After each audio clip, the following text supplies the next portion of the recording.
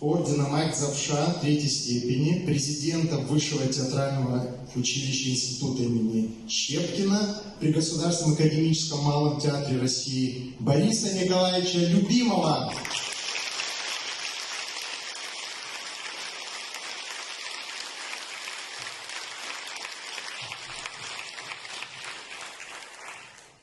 Еще один указ президента Республики Абхазия.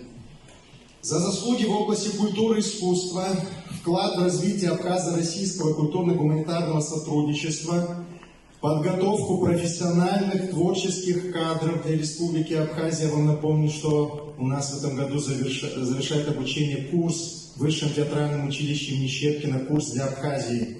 Присвоить почетное звание «Заслуженный деятель искусств Республики Абхазия» Алексею Владимировичу Дубровскому.